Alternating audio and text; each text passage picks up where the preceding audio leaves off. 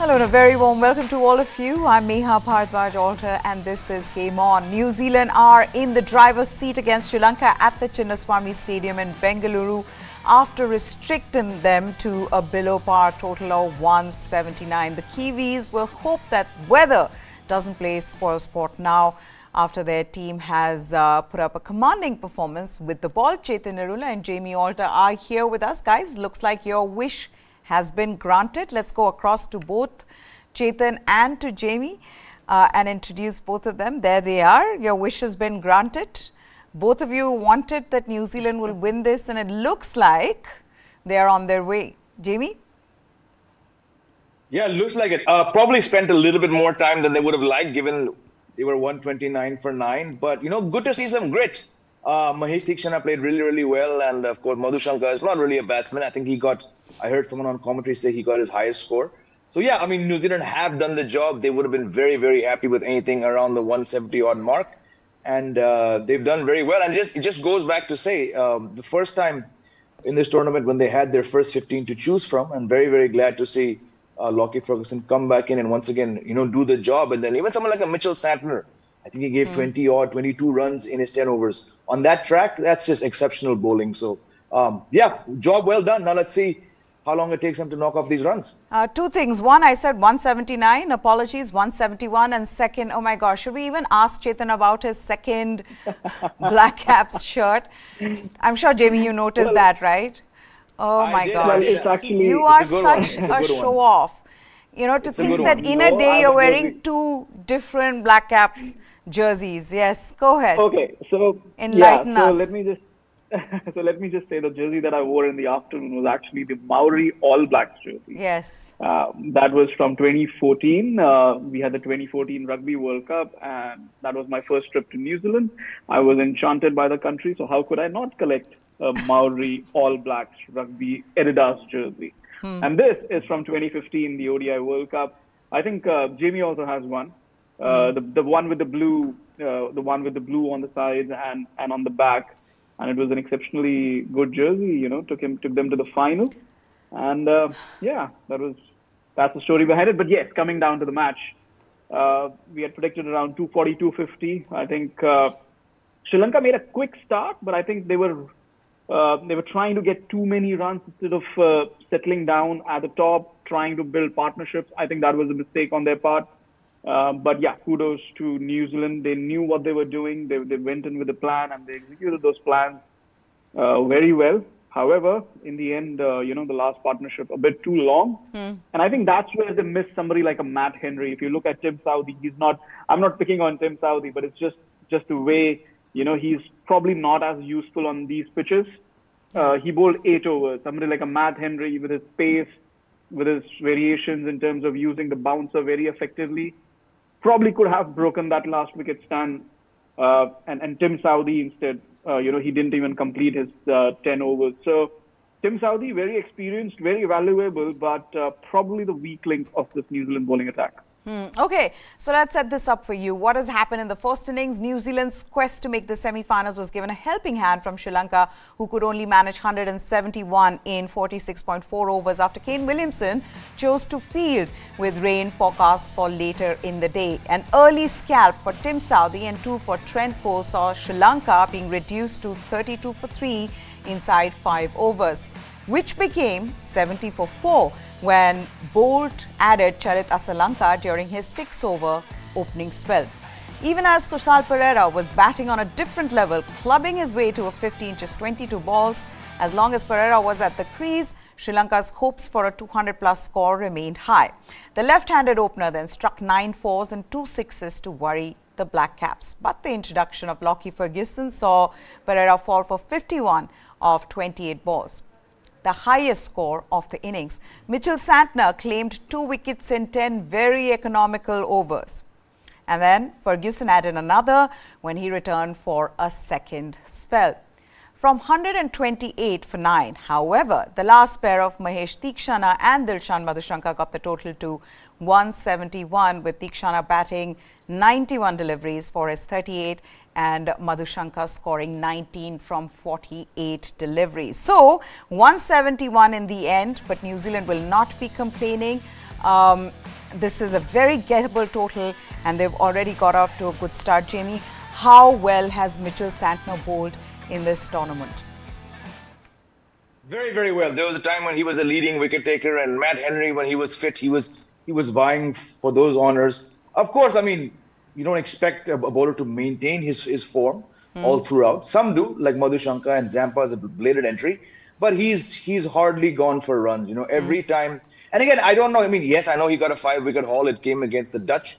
Not really a bowler that's going to run through many, many sides, but he's got a very specific set of skills. And with that basic arsenal, if we can even use that word for Mitchell Santner, he just bowls it stumps to stumps, sort of like a Ravindra Jadeja. Not as skilled because he hasn't obviously played as much in these conditions. But for someone who falls into that all-rounder category, very, very vital that he gets his 10 overs out of the way for not much. And once again, like I said, 10 overs, he probably got in a maiden or two there, 2 for 22.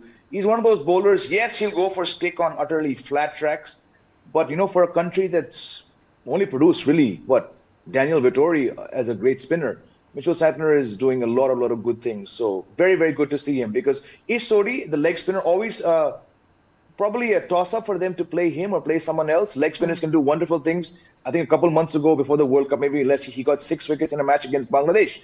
So it is a temptation to play someone like Sodhi. But, when you just want control, accuracy, dependability, tough for a team like New Zealand to look beyond him. So another outstanding day for Santner.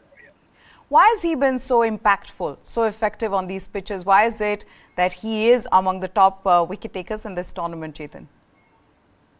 He has this ability to alter his length, the kind of variations that he produces. He relies a lot on his top spinner. And when he relies on that top spinner, he has those minute variations in length where, the batsmen try and reach to the pitch of the delivery, but they fail. And, when you have the top spinner along with it, so that becomes doubly effective. So I'm not going to credit his stint at CSK as the only factor, but it has been a major factor because he's got the know-how of, these conditions. More importantly, he has the know-how of, not giving away too many runs, plus at the same time making those dents in the batting, picking up a wicket here and there. If you look at him, he only plays for CSK either in Chennai or at grounds where there's going to be turn. He's not going to play at the Wankhede. He's not going to play at Dharamsala. He's not going to play in Kolkata, perhaps not even in Bangalore. But he plays at, Chennai and the other games where this little bit alteration or variation in length, along with his top spinners, I think that becomes a very, very handy weapon. So I think he's just applied that. And, why is he ahead of Ish Sodhi in the side? That perhaps has a little bit more to do with his batting. But in terms of his bowling, he's been a standout performer for New Zealand across formats. And I think, over the years, he's just grown with experience. I remember 2016 was the first time he came around in India, 2016 T20 World Cup. He was very impressive then. And that's from then onwards, his IPL journey really began. And if CSK has picked you up, they have seen a star in you. So not surprised with his success on Indian soil. How surprised are you? So why I'm asking you this, and I'll ask this to both of you, is because I was just going through the top wicket takers, wanting to see where Mitchell Santner was, and he's in the top 5. He's in the 5th position right now with 16 wickets. But what I saw was that there's just Mohammed Shami in that top 5.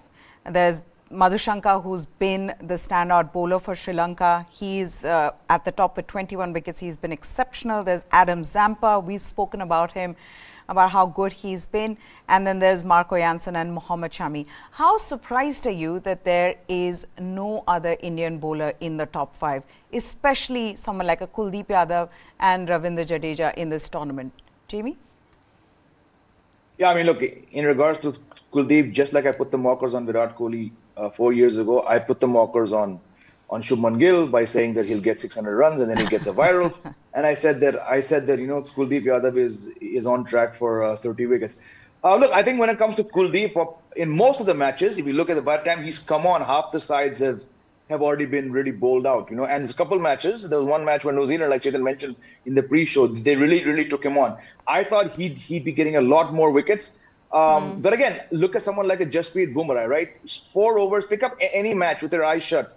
First four overs, I think a couple times 5 overs, not going for more than 3.5. A lot of dot balls, a lot of quality balls. He had a great start. I think he got a couple 4 wicket hauls, but he's not gone up there because the bulk of the wickets have been taken by the others who come on when most times the pressure has been put on so much by someone like a Jasprit Bumrah. I mean, look at Mohammed Shami, right? Jasprit Bumrah, 4 overs, one for 14, 4 overs, none for 15, something like that. You can probably say every other match if he's not got 2 wickets. And then on comes Shami. And look at Shami. When Shami comes on and takes 14 wickets in 3 matches, I think barring the match against New Zealand was when he came on and he got the last 4. He should have had 2, but there was a catch dropped by Jadeja at gully or point or something. Barring that match, I think Mohammed Shami's taken the most of his wickets up front in that one spell.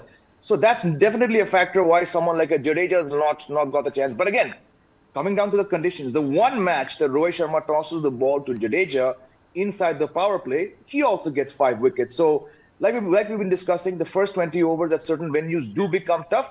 Someone like a Kuldeep, I mean, look at the match against South Africa. He bowled, I think, 4 or 5 overs, a maiden, barely gave 7 runs, 2 wickets. It's not bad, but I think he's not up there because of the kind of damage that the other bowlers have been doing up front.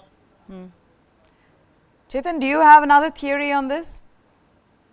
Yeah, just to add on to it, it's what he's saying is absolutely right, and I think just to add on to it, when you have, I think for India, 4 bowlers have performed, 5 yes, I'm going to count Siraj, but a little later. But if you look at the first half of the tournament, it's been those 5 bowlers. You look at Bumrah, you look at Hardik Pandya, you look at Jadeja, and you look at Kuldeep Yadav. In the first half of the tournament, while Pandya was playing, India was not inflicting as much damage with the new ball. You had to do a collective job as a bowling unit. Since Shami has come on, he's not really given a chance to, apart from the New Zealand game, he's not really given a chance for the game to go beyond the 30th over or the 35th over, really. So from that perspective, I think obviously the chances for the spinners also reduce a bit. But I think more importantly, it's the way India has bowled, really. Call it hunting in packs or bowling in pairs, however you want to put it. Because the opposition batsmen then have to choose which bowler to score runs against. You can't score off Bumrah very easily. You can't score off Shami very easily. So you try and score against Siraj and you end up giving him wickets.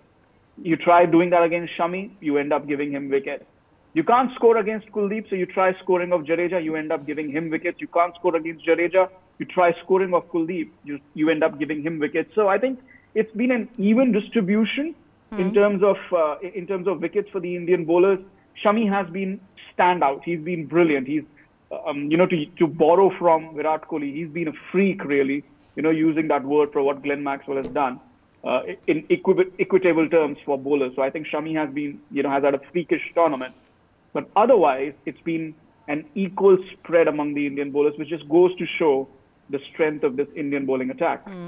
Absolutely. And as Chetan and Jamie have been saying, the Indian pace attack has been brilliant, specifically in the way they've gone about getting wickets in the power play. And even when they've come back for the second spell, they have given breakthroughs. So Mohammed Shami, he's been incredible since coming into the team after Hardik Pandya's injury in this World Cup. He was on the bench for the first 4 games, but once he came in, he's been on a roll since then. He's picked up 16 wickets. He's the highest wicket taker for India in 5 games, including 2 5-wicket hauls. He overtook Javagal Srinath and Zahir Khan to become India's all-time leading wicket taker in World Cups. What has changed about Mohammed Shami? Why is it that he's become so lethal? Why is it that this Indian pace attack is the best? Why is it that Jasprit Bumrah has been incredible since his comeback? The legendary Pakistan pacer Wasim Akram, he's explained why this Indian pace attack is so lethal. So let's put those quote-ups, and thankfully, unlike a certain Hassan Raza, he's not putting the blame on anything else. He's genuinely praising this team. He goes on to say that for starters, as a bowler, the confidence at this level has to be like, I'm one of the best, as these guys have that confidence. Once you get that, then all your hard work of years pays off. That is one. Yes, so that's the first quote that he said. This is on a TV show which seems to be gaining a lot of popularity because of how good Wasim Akram is on that show, along with Shoaib Malik, and I think Misbah ul Haq is also on that show. But yeah, coming from someone like Wasim Akram, Jamie, who's a legendary bowler himself, he's understood why this team is so good because of their pace attack. But another thing that he says, and then we'll get into the details of it, the other thing he says, why is it that Shami is so lethal? He says, Shami's every delivery, let's put that quote up, Shami's every delivery hits the seam. ऐसे पढ़ता है, ऐसे पढ़कर बाहर निकल जाता है, ऐसे ही पढ़कर अंदर आ जाता है. What he's trying to say is that it hits the seam and you don't know which way it will turn. इसे हम seam कहते हैं, and the seam is not wobbly. It just goes out from the same position it comes in. The ball just goes straight and kisses the pitch. He does not bang the ball in, which is what we've seen with Mohammed Shami. Everybody else in this tournament, we've seen a lot of other bowlers trying to use that wobbly seam. Madhu Shankar very keen on bowling off cutters. Mohammed Shami has that one way of getting you out, which is that he's got the perfect seam, the action, the wrist position, and then every time he'll hit the seam and then you don't know which way the ball will go. Jamie?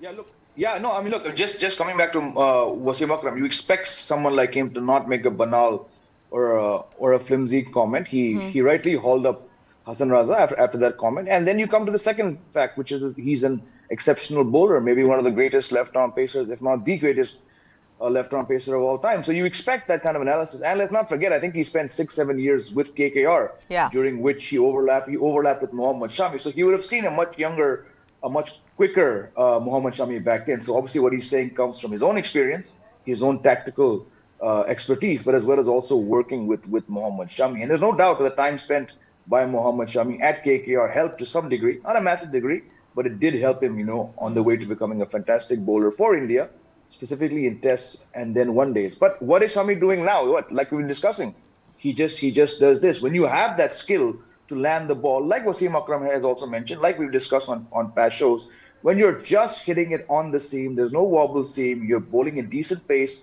you're hitting right lengths, you're making life very, very tough. More so under lights, like we saw at the Wankhede as well as in Lucknow. But it's coming from a man who's probably a little bit annoyed, or was annoyed, that he was not getting much playing time. He had decent stats in the interim period where Prasidh Krishna and Bumrah were out. And once Bumrah came back, Shami had to sit out.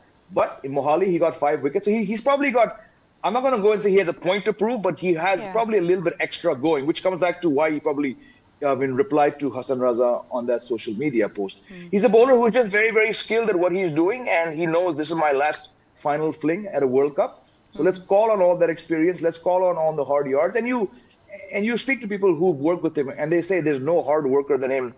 He's very, very fit. He's got an amazing physique to come back and bounce back from injuries. So what you're saying is just an outstanding bowler, knowing that I'm very, very good in these conditions. So hats off for Wasim Akram, for coming and setting the record straight. No, absolutely. And the other thing being that you see the difference now in these conditions, how well the Indians are bowling and how the Australian pacers are bowling, Chetan. The difference is that they're not being able to swing the ball. They're not being able to use the conditions as well as what Mohammed Shami, what someone like a Jasprit Bumrah or Siraj are able to do. Is it because, of course, they're not familiar with these conditions, they're not being able to bowl to these conditions, or is it because these guys, the Indian bowling attack, just know how to get the ball to swing and seem better? Because in India you mostly get flatter pitches, you don't get that much help. Is that something you see?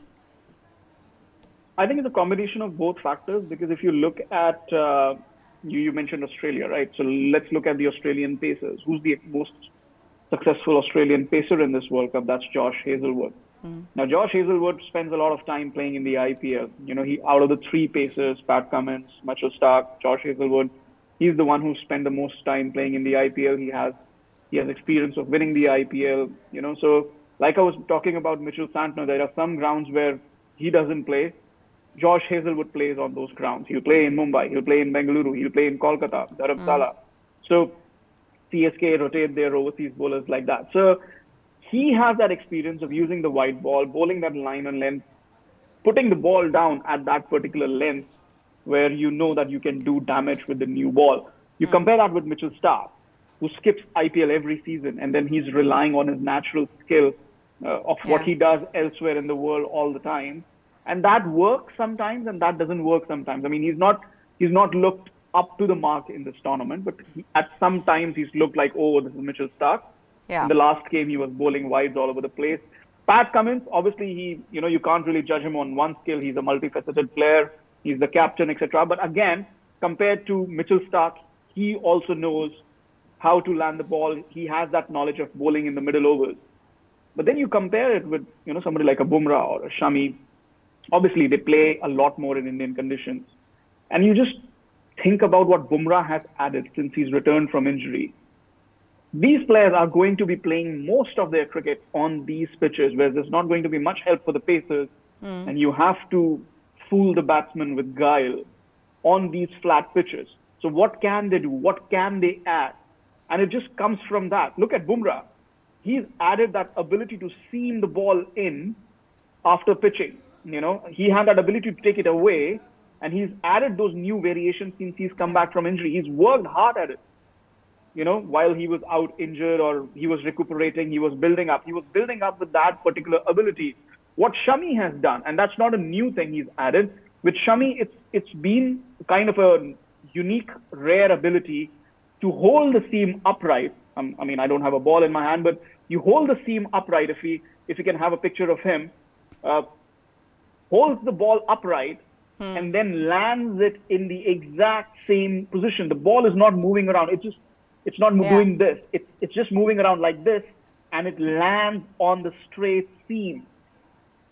To be able to bowl like this without wobbling it, and then to land it. First of all, to hold it is a rare skill. And then to land it just exactly like that, you add unique to the rare skill. So Shami is the best bowler in the world who can hold the seam upright and land the seam upright. Landing the seam upright is a rare and unique skill, and nobody does it better than Mohammed Shami, which is why he's so successful. So these are things that perhaps bowlers from other parts of the world don't do it enough or can't do it better than these two bowlers in these conditions. And they have had to develop these skills to be able to be successful in these conditions. And we are seeing the result of that. It's so much fun having this conversation, talking about Indian pacers being better than the rest of the world. But that's just how brilliant they've been.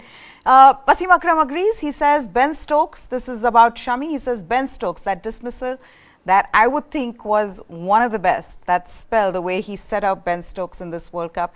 He says Ben Stokes had no clue what to do. Look at his length.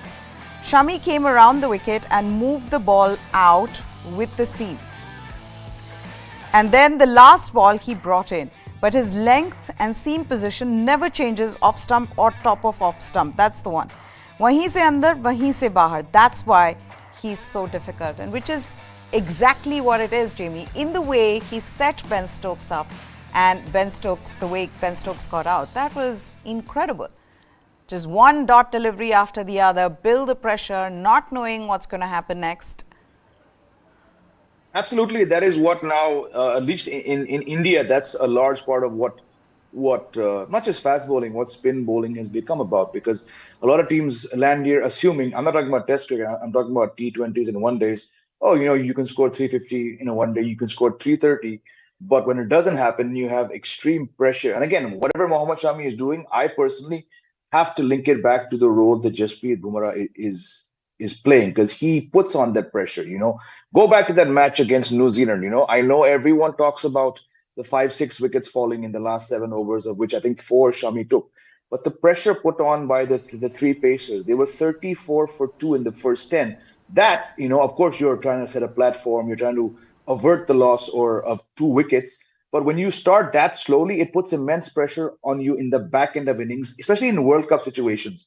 So after Siraj, and Chetan's right. I mean, he's not been top gear, but he's had a couple good roles to play in this tournament. After that, if Shami's coming on first change, revved up, doesn't have to spear in, he knows the platform has been set. He just does what we're talking about: land the ball, land the ball, land the ball, and that's when it comes to dot balls. Forget Ben Stokes, because Ben Stokes was in a horrible touch at that time in that certain match. He only got form in the last two matches. In that India match, that England team was just utterly woeful. And then along comes Shami. You bowl a dot ball, bowl a dot ball.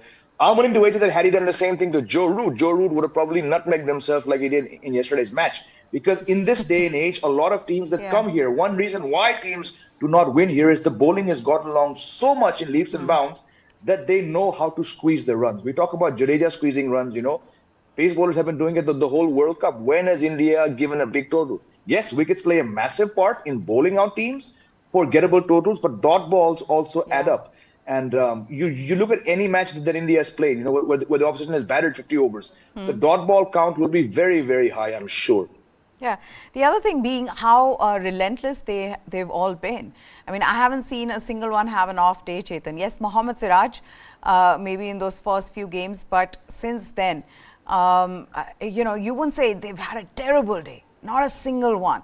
And the ability to be able to land the ball where they want to consistently, yeah, it's been incredible to watch. I think we can keep raving about how good this pace attack has been, but to think that they're a cut above the rest, when you compare them to the Aussie pace attack or the English pace attack. Of course, now England is almost like you don't even want to compare the Indian pace attack to that, but it's been fantastic to watch. Is that table made out of wood? It is. You need to do that. I just did. Go ahead.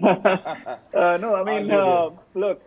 Look, it's been one injury away. No, I'm not putting the mockers on them, but yes, not saying anything. No, I mean, not even just one injury. It's about having one bad day, and India has had perfect days. India has had perfect days, 8 perfect days, and hopefully they'll have another 3 perfect days in the upcoming week. But yeah, there's no doubt India has the best bowling attack in the tournament. Probably the best bowling attack they have fielded. I mean, that'll be up for discussion on the 20th, as I said. But yeah, it's not an attack that you can compare to with any team, really. I think other bowling attacks have huffed and puffed their way throughout the tournament.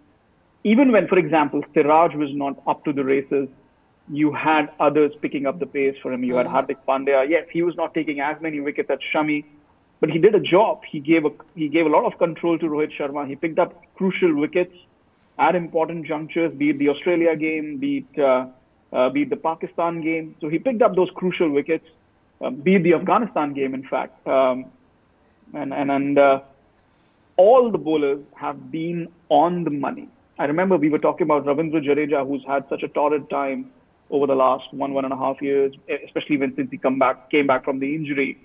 And he's looked a very, very different bowler. He's picked himself up, and probably the impact of the other bowlers performing well on him as well. Like I said, when you have the pressure on the other end and you try to score off one bowler, you end up giving him wickets. So it's been one collective unit. Even when Kuldeep had a bad day, and that's probably the only incident, they still rallied and still were able to restrict New Zealand. So, yeah, I think, touch wood, 3 more perfect days and we'll be lifting the trophy. Absolutely. Okay, the other thing that Wasim Akram says about this pace attack, he says, Jasprit Bumrah swings the ball with his wrist and Shami with the seam. Obviously, he has got a good pace of 142 to 145 kilometers per hour. We need to educate our social media generation that if someone's doing well, we must praise him. And I praise him for saying that. I say that hats off, sir, to be able to say that, to be generous with your praise, because this team deserves it, not for any other reason. It's not that you're being magnanimous, it's just you're being gracious enough to praise a bowling attack that's worked so hard in the way that they've gone about their bowling. Now, Indian team, they had an optional training session at the Chinnaswamy Stadium in Bengaluru. In fact, we've just been informed that there's another training session tomorrow, which is going to be an optional one as well. This is ahead of their last league game against Netherlands on Sunday. Indian coach Rahul Dravid, who was one of the first to enter the field. He went straight to have a close look at the pitch that was used for today's game. And there you see Shreyas Iyer with a baseball bat. There was also Ravindra Jadeja who was trying his hand on that baseball bat. Virat Kohli didn't come for this session. Rohit Sharma came, had a bit of a chat with Shreyas Iyer and Shubman Gill. Gill and Iyer, they had long batting sessions where they practiced their range hitting. Jasprit Bumrah, Mohammed Siraj, they came for the session at one point. Bumrah's delivery hit Ishan Kishan in the stomach and he seemed to be in pain. He fell down but then recovered quickly. But this is a happy bunch. This is a bunch that knows exactly what to do. And at the moment, they're enjoying every bit of what they've done so far in this World Cup. There is no pressure there, or even if there is, they've made it a point to absorb it in the best way possible, Jamie. And with that, now you have #1 ranked bowler in the world in this team and #1 ranked batter in this team. Now, I know you're going to get into the whole the whole conversation about how these rankings don't matter. Nevertheless, it couldn't hurt the fact that you have the top 2 guys in this Indian team at this moment because of how well they performed this year.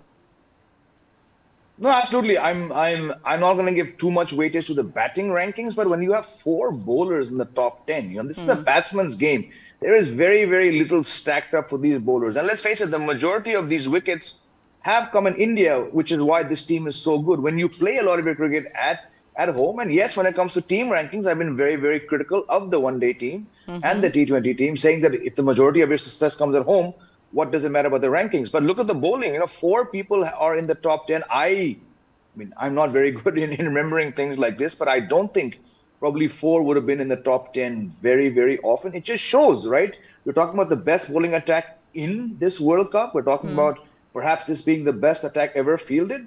If 4 of them are in the top 10 and #1 is Mohammed Siraj, who this is the 3rd time this year he's gotten into the #1 ranking. So hats off to all these guys. More so the bowlers, because I think we talk enough about batsmen. We've seen, like Chetan never hesitates to remind us, people are coming to these grounds to watch one man, and no surprise, he happens to be a batsman. But I think the fact that 4 bowlers are in the top 10 is just reflective of why this team is 8-0 in this World Cup. I can't quite put a finger on what seems to have happened with Shubman Gill. For the kind of form that he was in, he looks, even when he gets runs, even the 50 that he scored in one of the games, he's looked so good, right? But just hasn't been as beast of a run scorer as we've seen in the first half of this year. I was looking at this year, 1,449 runs so far from 26 matches. Average is 63. He was unstoppable at one point, and I just so wish that in this World Cup, there is that one innings, because he deserves it, given how good a form that he's been in. Well, obviously the illness has taken a bit of a toll on him, and it wasn't viral, as Jamie said. It was not viral. You don't go to hospitals and check platelets for viral.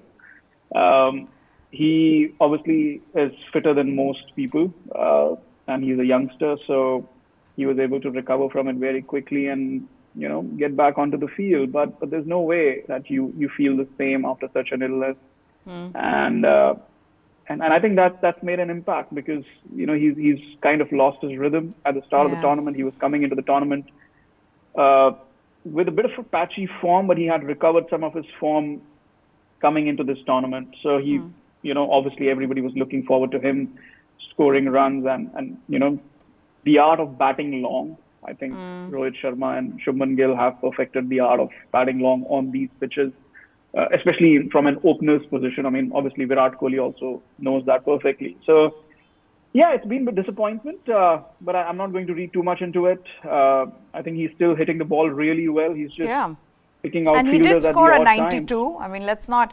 I think we also have started expecting so much out of him. He scored a beautiful 92 at Wankhede. Yeah. Yeah, so Jamie, I remember, had said, he would score a double 100 that day. So, look, I'm not going to read too much into it. Yeah. Obviously, the illness hasn't helped. but there's still 3 matches to go, and you know, let's see what he can do. He's always comfortable playing in Ahmedabad, and yeah, I think let's see what he does in these last 3 games. Okay, I'm going to ask you this. So far in this tournament, of all the matches that India have played, they've played 8 matches. Which do you think has been the best spell by Indian bowler and the best batting performance, knock, so far? Ooh. Yeah, interesting, right? We have some time, so I thought might as well. Anyway, no one's going to watch us if we're going to talk about the match that's on. They're already watching the match. So let's talk about some of these things. So, yeah. Yeah, I think in terms of batting, I think Rohit Sharma's, 84, 85 that he made against Pakistan. I think that was the best knock. I think that's the best knock of the tournament for me, personally. You know, the way he took on those bowlers, there wasn't much to chase, but, you know, it's Pakistan. And the way Rohit has been batting up top, you know, when he gets a start, he's been making sure that it's a swift start. It's a fast start, that he's not, I'm not going to say play for his 100, but he's not, you know, playing at a strike rate of 100. He's playing at a strike rate of 150. That's been his motto. So I think the knock against Pakistan. Okay. And in terms of bowling performances, I think it has to be, I don't know, maybe Mohammed Shami, maybe Jasprit Bumrah, one of those two. It just depends which. There have been so many. That's the other thing. Yeah. Yeah. No, but also I would like to mention, special mention to Ashwin. You know, the 10 overs that he bowled, especially the first spell he bowled coming on in Chennai, first change. Yeah. I mean, he was nowhere close to playing a World Cup, and here he was, first out of the 3 spinners bowling in Chennai. So, and I think Smith was batting at that time, and Warner was batting at that time, if I'm not mistaken, when he came on to bowl. Yep. And he gave a lot of control to. It was not the best spell in terms of wickets, perhaps, and that's why he's not playing. But yeah, for me, that's a special mention category. But otherwise, pick any of the Bumrah or Shami spells. Yeah. Jamie, what about you? The Bumrah spell against Pakistan, where he got Pakistan. Yeah. Where he got those 2 wickets. Yeah. Yeah, I would think Bumrah's spell over Afghanistan as well. Those 4 wickets flat. Yeah. On a flat Kotla wicket where, you know, there were 300s and 400s being scored as well. But mine would be Shami to England and Ben Stokes and the way he just ran through. Jimmy, yours? Look, for sheer impact, it's very, very hard to overlook those spells that came under lights, you know, when Sri Lanka was bowled out for 55, South Africa, you know, England. I mean, India only got 229. So, I mean, for sheer skill, yes, it was a dodgy pitch, but just for sheer impact, when you smash teams away, very, very hard to look beyond Mohammed Shami. Not so much against Sri Lanka because the damage was done. That spell against England was really terrific, but I'm actually going to go with Jasprit Bumrah. 10 overs, 1 maiden, 4 for 39. His first spell, he gave 14 runs, 4 overs. Okay, at that time, Afghanistan were not the team that they went on to become in this World Cup, but you know, they could have gotten 300 that day. For him to just, you know, come back and take 4 for 39 on that road where in the previous match 754 runs were scored. For me, for that sustained skill, it was the second match for India. Bumrah is making his way back after a long time. For sustained effort, yes, again, you can say it's Afghanistan. It wasn't anything else. Have England been better than Afghanistan? No. Have Sri Lanka been better than Afghanistan? No. So for me, it's that. And the batting, I'm also going to go with Chetan, that 84, 85 that Rohit Sharma got. Yes, target was only 192, but if one man is making a statement, if one man is broken from his own personal template since the Asia Cup and this World Cup, it's Rohit Sharma. So that, again, his 131 against Afghanistan was also fun. But here I'm going with the weightage of the team he was playing against more, that 84 against Pakistan. Absolutely fantastic to watch. Okay. So I would go with the Afghanistan one, the 131 off 84 deliveries, also because I watched it live from Kotla and it was fantastic to watch. But let's also now, because we have couple of minutes before I come back to the match where New Zealand are, you know, they've just accelerated from the word go. They're already 80 for no loss. But no, if you had to talk about the one batting performance overall, we're not counting Glenn Maxwell because all of us think that is the best. That's the best we've seen in World Cups. But other than Glenn Maxwell, anybody else batting, not just India, overall? Heinrich Klaasen, Mumbai. Heinrich Klaasen, Mumbai. He was sweating like he was showering. You were there. He was sweating. Yeah. He was sweating like he was showering. That was not sweat. That was he was taking a shower at the middle of the pitch. So yeah, I mean, I can't imagine how you lose so much moisture, body moisture, and you keep going. And he was obviously cramping, and he kept going, and he kept going, and he kept going, and he kept accelerating, and he kept hitting. So in terms of what Maxwell did, what Heinrich Klaasen did, that was in terms of the cramping and losing body moisture. It was pretty similar. It's just the situations were a little different. South Africa were batting first, Australia chasing 91 for 7. So Heinrich Klaasen, definitely. Jamie? The way he's batted, yeah. Okay. Yeah, I mean, look, before two and a half weeks before what Maxwell did, that was the the definitive innings for how to bat first, how to just take the best of a great situation, giving batting first, and smash it. That was great. Also, I mean, I know we were very critical of how Aiden Markram got out, but that 89 when nobody else crossed 30 against Pakistan, that was an innings where he didn't change gears. His strike rate was consistently around the 100, maybe 110, 112 mark. So that's another innings which really stands out for me. That 89 And he got against Maxwell's Pakistan. 40-ball 100. Again, I was standing to watch because we were there, but we all saw it. But it came against the Dutch, so I'm gonna. You weren't, Jamie. You didn't watch it. That's why you were out. You were I think recording a show. I watched that, and it's imprinted. I was eating. From the balcony. Okay, so we're what 6:42. What's going on in the match? Well, New Zealand on their way. Heartbroken Afghanistan fans, possibly heartbroken Pakistani fans. Chetan, but 80 for no loss, chasing 171. New Zealand are looking good. They need 92 from here in 38.4 overs. Yeah, they probably sent Ish Sodhi to pack bags for Pakistan team to go back home. We were talking about performances. I think Rachin Ravindra deserves a special mention. Oh, yes. I was there in Ahmedabad. That 100 against England. I mean, oh my God. Those. I mean, for a 22 he is. For him to come in. When we were talking in the afternoon show today, Rachin Ravindra, the way he's performed, he wasn't sure to play the World Cup. They played him as a cover in that practice game. I was like, what is this kid even doing, really? But he's a very sweet timer of the ball. Really sweet timer of the ball. And that 100 against England, that is a special 100.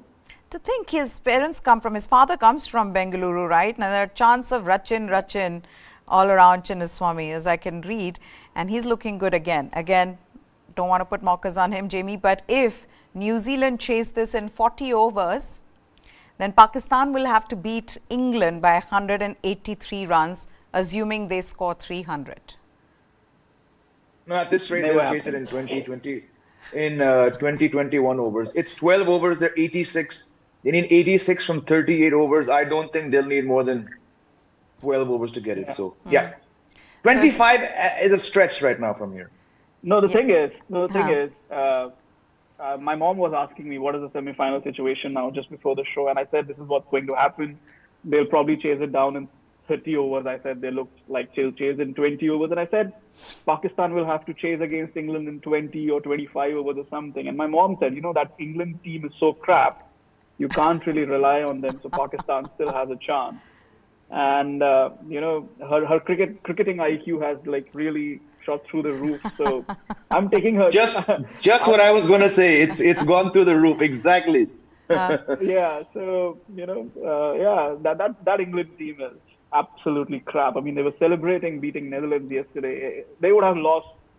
If it was Afghanistan, they would have lost again. Right now, they would lose a 10-match series to Afghanistan 10-0. They're so crap right now. So Pakistan will be, taking their chances tomorrow. But it looks out of reach at the moment. Yeah, so now New Zealand need 86. Tikshana has just been hit for a 4 by Rachin Ravindra, who's already scored 100 here. at the Chinnaswamy. What is he going to do today? Well, looks like it's bye-bye Pakistan at the moment. But we'll still have to wait and... Huh? Dil Dil Pakistan to bye-bye Pakistan? Bye-bye Pakistan. That's a song the DJ should play. No. Mickey We're going to Arvin be, can we're going to be gracious enough. And let's extend Really? that to them. Are It's we? okay. But we'll just say bye-bye. Nevertheless, I think We've it's bad fed them- enough. We've fed them enough biryani. We've fed them enough biryani. That was gracious enough. Yeah, okay. Okay, wrapping this up, guys. Thank you so much, Chetan and Jamie, for joining us here. That's it then on this special New Zealand on their way. Looks like they are going to be the team that will be that fourth semi-finalist in this World Cup 2023. That's it from us. Goodbye. Thanks for watching.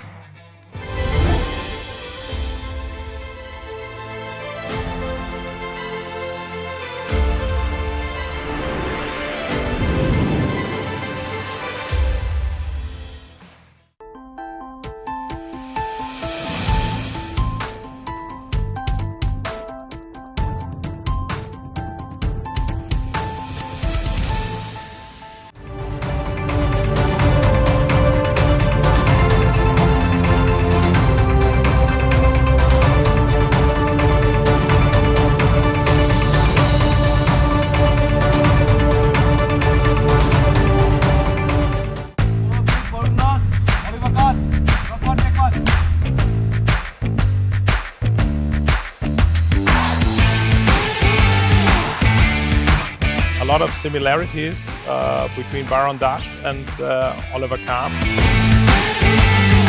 Champions like him are not born every day. And I also like this format. This format that is not only question and answer.